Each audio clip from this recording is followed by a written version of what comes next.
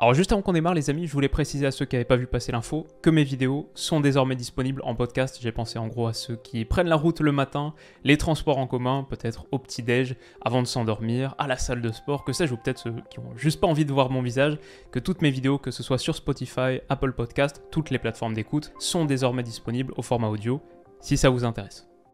Les amis, bienvenue, j'espère que vous allez tous très bien, très content de vous retrouver pour cette nouvelle vidéo. Je suis bien accompagné comme d'habitude, on tourne le jeudi, en fin de semaine, vous avez toujours cette vidéo. Je suis avec Stan, on vient de tourner un épisode sur Sadio Mané versus Leroy Sané, bien sûr l'altercation au Bayern, ce qui se passe. Donc n'hésitez pas à aller checker ça, c'était un épisode très animé. Mais aujourd'hui, si on se retrouve, c'est pour parler d'un autre sujet, Jude Bellingham, son transfert, lui qui sera peut-être le feuilleton de l'intersaison. Il y a des chances qu'il le soit, Dortmund qui réclame une somme supérieure pour sûr à 100 millions d'euros, on parle autour de 150, il a que 19 ans, c'est quand même un truc de malade à rappeler.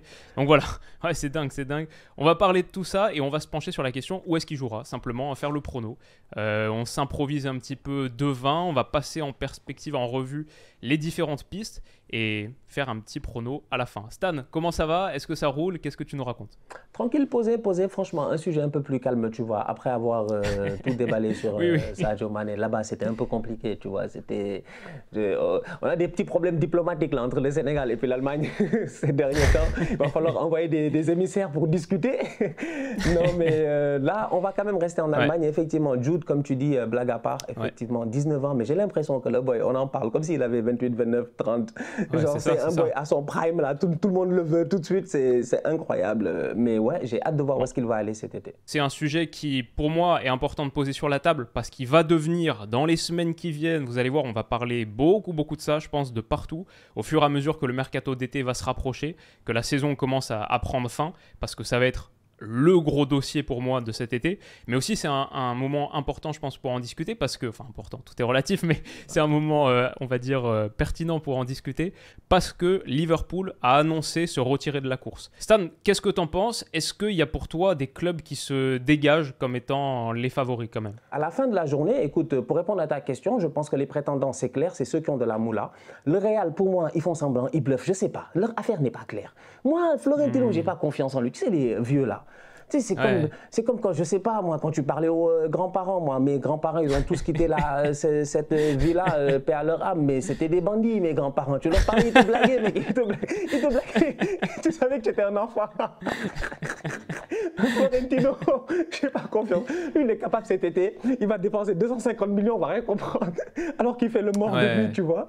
Donc, je pense qu'il y a le Real et il y a Manchester City. Je pense que c'est vraiment les deux qui sont capables aujourd'hui d'avoir le projet. Et le style de jeu aussi qui va cadrer avec Jude Bellingham. Après, il y a plein de choses qu'on peut dire et dont je vais parler tout à l'heure. Mais ouais, moi, je pense que c'est ces deux-là. Par rapport au Real Madrid, pour rappeler pour ceux qui n'ont pas suivi l'histoire, c'est que bon, ça fait longtemps qu'on parle Bellingham, Real. Apparemment, Florentino aurait rencontré l'agent de Jude Bellingham, son père, machin, très intéressé. Mais le Real dit, c'est trop cher pour nous, on n'ira pas dessus. Eux, ils ont plutôt en tête 70 millions. Ils ont acheté Tchouaméni la dernière fois 80 plus 20 de bonus dans une période où ils venaient de vendre Casemiro en plus, assez cher, genre 70 millions à United, où ils avaient un peu plus de ressources à dépenser sur un milieu central. Donc, ils sont en mode non, pas trop. Et on verra, on va reparler un petit peu du Real tout à l'heure. Je me le garde pour la fin, pas mal de trucs à dire là-dessus. Mais disons que sur les autres prétendants, au-delà de Real et City, c'est vrai que tu penses PSG, bah... Qui a envie d'aller au PSG en ce moment?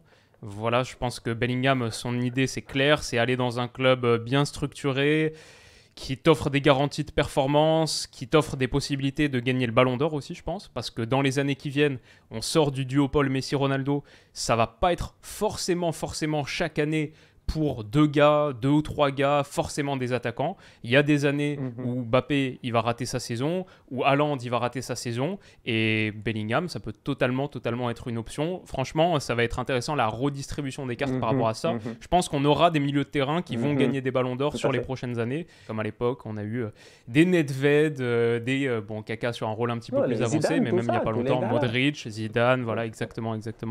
Donc voilà, pour ça, Je pense que c'est un des paramètres. Dans quel club est-ce que je peux gagner le Ballon d'Or? Et là, PSG compliqué. Le Bayern aussi, justement. Tu sais, quand tu te dis que Ribéry, il l'a pas gagné, Lewandowski, il l'a pas gagné, est-ce que c'est possible de gagner vraiment un Ballon d'Or au Bayern? Dur à dire en ce moment, et j'ai du mal à voir Bellingham revenir en Allemagne aussi, ou juste rester en Allemagne tout court, passer de Dortmund au Bayern, là, comme ça. Difficile. United, pourquoi pas, dans le sens où pour moi ils font partie de ceux qui sont plutôt on the rise sur la tendance sportive. Ils font partie de ceux qui pourraient avoir de très très gros moyens si la vente elle se fait dans pas longtemps. On peut imaginer que demain le fonds qatari arrive, rachète United, poser 150, 200 millions d'euros sur Bellingham, ça les effraie pas du tout. Donc potentiellement, ils pourraient faire partie de ceux qui ont vraiment les ressources. Et eux, ils ont vraiment besoin de renforcer leur milieu de terrain parce que Casemiro, c'est top, mais 31 ans. Eriksen, 31 ans, et on a vu la blessure. Voilà, est-ce que tu peux compter sur lui toute une saison, même si Casemiro et Eriksen, c'était un vrai beau double pivot, très cool. Mais sinon, Fred, il a 30 ans, Sabitzer, il a 29 ans. Il leur manque un peu de jeunesse dans cet entrejeu. En plus, si ça reste dans un 4-2-3-1, Ten Hag, c'est le système Dortmund que Bellingham connaît très bien, de l'Angleterre aussi, de Southgate. Donc j'aimerais bien voir Casemiro, Bellingham, Bruno Fernandes à United, très très gros club, le prestige. C'est peut-être l'outsider, le troisième, quoi. Celui que je mets un peu derrière, parce que sinon, quand on pense aux clubs qui ont des gros revenus, des grosses ressources, sinon il reste Chelsea, mais Chelsea, mec, il faut qu'ils laissent un peu le chéquier de côté. Hein. Il faut un peu qu'ils soignent leur addiction au shopping, parce que là, compliqué. En plus, quand tu viens de prendre Enzo Fernandez, 120 millions d'euros, ils ont suffisamment de joueurs et ils ne seront pas en Ligue des Champions l'année prochaine à 99,9%. Donc forcément, tu perds un peu en attractivité là-dessus. En plus, ils ont quelques gars, comme on a dit Enzo Fernandez, mais les Chukwuemeka, André Santos, des petites pépites à faire grimper, etc. Ils sont dans un cas de figure différent d'United. Et à un moment aussi, niveau fair play financier, ça va commencer à devenir complexe. Donc effectivement, tu as raison, c'est aussi mon idée. Il reste City et il reste le Real Madrid. Peut-être les arguments que je peux formuler pour City. Avant que tu me donnes tes arguments pour City, moi je voulais juste rapidement rebondir d'abord pour Chelsea, parce que non, on ne peut pas les laisser quand même passer comme ça. On ne va pas laisser ça passer ça comme ça. Chelsea, c'est des avocats, ils doivent payer. Parce que eux, cet été, on n'en parle pas assez, mais ça va être un feuilleton très intéressant en fait. On va venir parce que tout le monde va venir frapper à leur porte en disant bon les gars, vous avez dépensé beaucoup d'argent, aucun objectif n'a été atteint à la fin de la saison. Comment est-ce qu'on se gère? Moi, j'aimerais bien savoir, et surtout le décrassage, parce qu'ils ont énormément de joueurs aujourd'hui au milieu de terrain, en attaque, des contrats, des joueurs en fin de contrat et tout. Donc, j'ai hâte de voir. Manchester United, effectivement, moi, je pense que c'est aussi une destination qui peut être très intéressante. Cependant, aujourd'hui, je ne sais pas, Bellingham, qu'est-ce qu'il cherche réellement, en fait, tu vois? Parce qu'il y a aussi ce que le joueur, lui, personnellement, il veut. Parce que je me dis que Ten Hag, il a mis les fondations. Je pense que Casemiro peut encore te donner, deux années au top avec la motivation de se dire si l'effectif il est bon, Casemiro il sera assez motivé pour aller jouer des gros matchs, essayer d'aller gagner une Ligue des Champions, un championnat et tout avec Manchester United et tout. Donc je pense qu'aujourd'hui au milieu de terrain, leur milieu pour moi il est faible. Donc il a besoin de main d'œuvre, il a besoin de plus de personnes. Mais si tu ramènes Bellingham après, il te coûte très très cher et là revient encore le même problème parce que United jusqu'à présent ils ne sont pas encore assurés d'aller en Ligue des Champions. Donc revient le même problème que Liverpool, c'est que le price tag aujourd'hui, je pense avec la conjoncture là qu'on vit, c'est assez compliqué. Le boy coûte cher. 120, 130 millions. Sauf s'ils sont rachetés du coup, s'ils sont rachetés par le Qatar. Alors là, ça change tout. Alors là, c'est là où on enterre définitivement en fait le Paris Saint-Germain. Ça aussi, j'ai hâte de voir en fait ce feuilleton-là. Comment est-ce que les gars ils vont gérer les deux clubs? J'ai hâte de voir. Mais bon, pour en revenir à Manchester City, effectivement, ça reste une destination tendance. Quand tu vois leur niveau de performance en ce moment, c'est sûr que c'est attractif pour beaucoup de joueurs. Lui, il a un très bon exemple d'un mec qui s'est extrêmement bien intégré, qui connaît bien, c'est Erling Haaland, son ex-coéquipier à Dortmund. Donc j'imagine que Haaland doit lui en dire que du bien. Il connaît plein de gars parce que City, c'est en bonne partie les meilleurs joueurs anglais. Donc il a des connexions de partout. Il sait que c'est aussi un club qui donne du temps. Enfin, comme on a rappelé, 19 ans, Man City, ce serait forcément, ça demande un petit peu de temps peut-être pour marcher. Bon, Haaland, c'est le contre-exemple, mais Grealish, c'est l'excellent exemple d'un mec auquel on a donné cette première saison Et là, franchement, il commence à y avoir un vrai retour sur investissement. Donc ça aussi, ça doit lui parler. On sait que, bien sûr, Bellingham et Grealish sont assez proches. Bon, il connaît aussi d'autres gars, Foden par exemple, il est très proche de Foden, machin. Donc ce serait une belle réunion. À City, avec Guardiola, c'est quand tu es un joueur, un crack mondial, c'est très attrayant aussi parce que quelque part, t'as confiance dans le fait que tu vas progresser.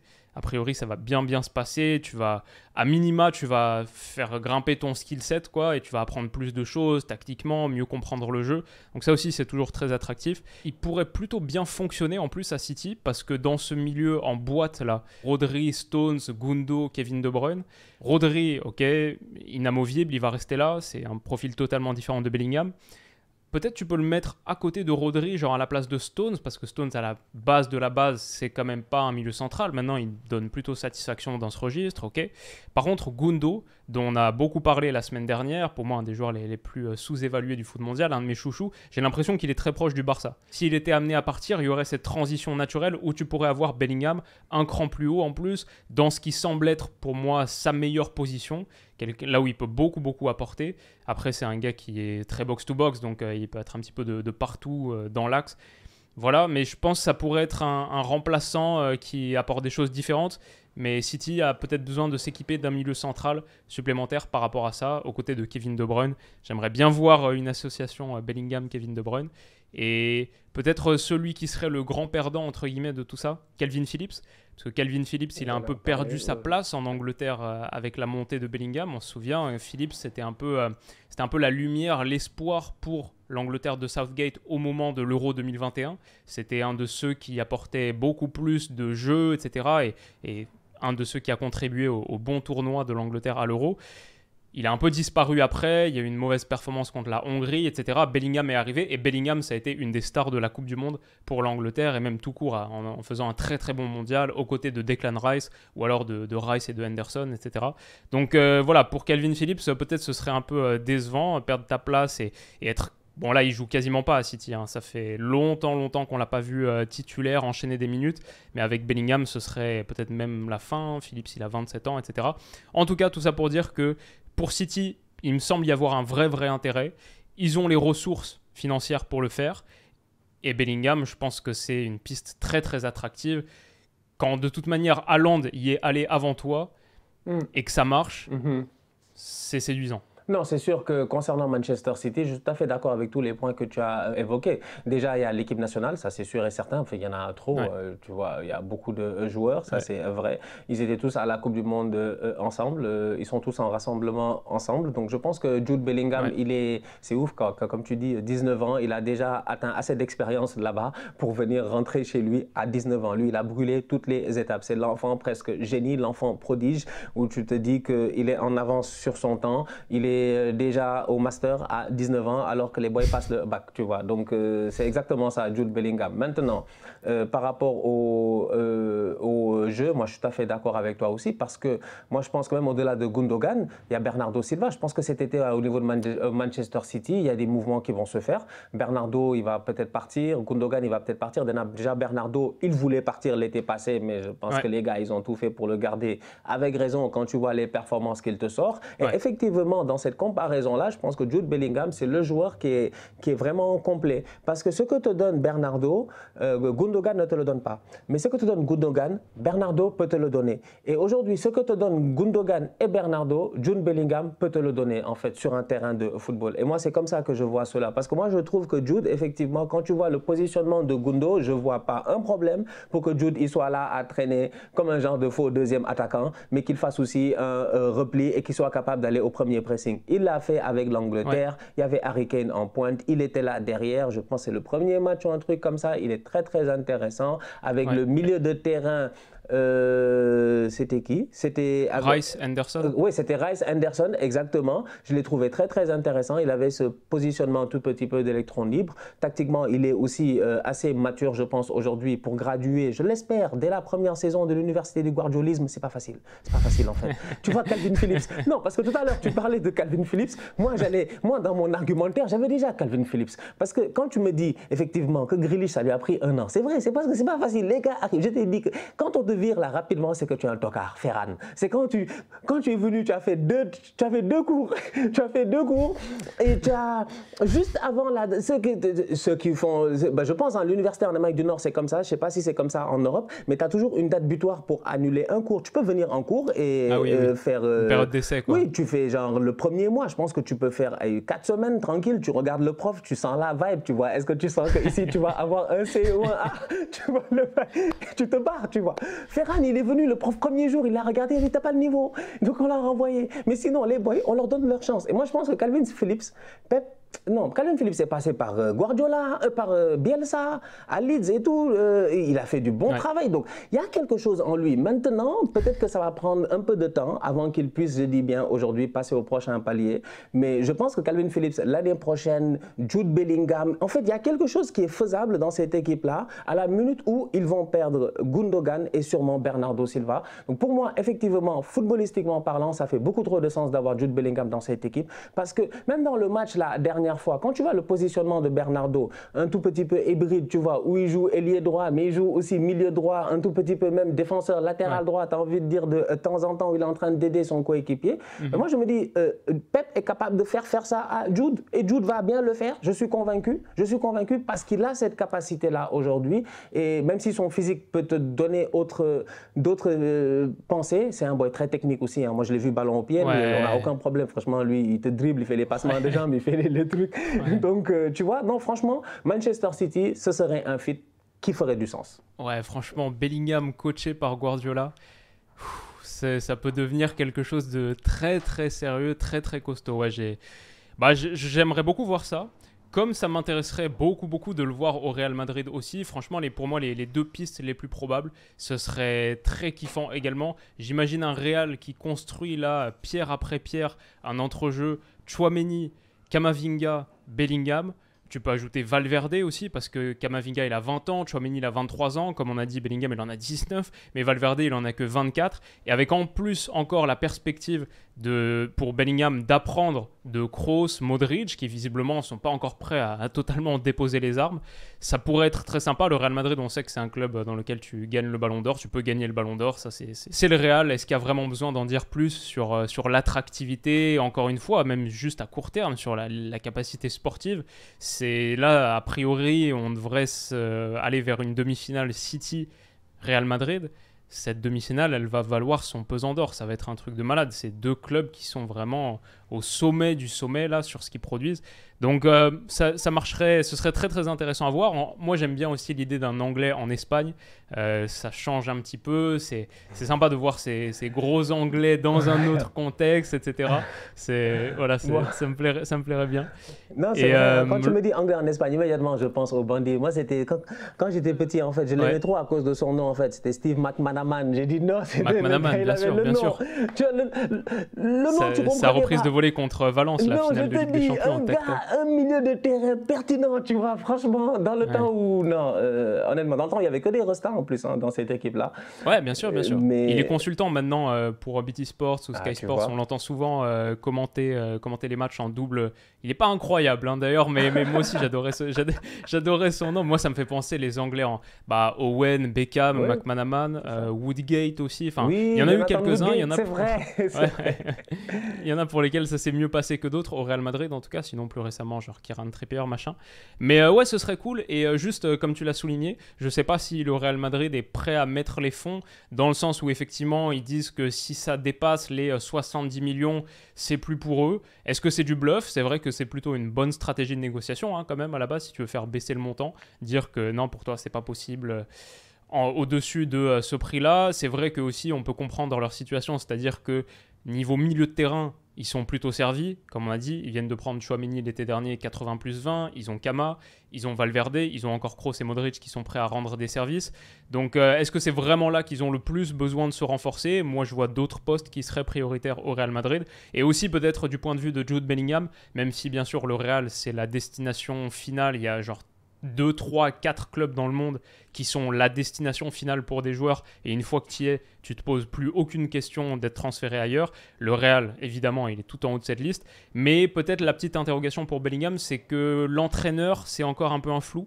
tu sais pas vraiment qui va coacher le Real l'année prochaine, alors que City, c'est clair, sur les prochaines saisons, ça va être Guardiola. Il y a moins de pression aussi, il y a moins de tension à City. C'est vrai, il faut le dire que le contexte, il est plus favorable à l'épanouissement, à la croissance. Et ça, je dirais que c'est pour moi le point le plus important. Bellingham, ça m'a l'air d'être un gars qui a la tête sur les épaules. À chaque fois que je l'entends parler en interview, je trouve qu'il dégage une maturité impressionnante.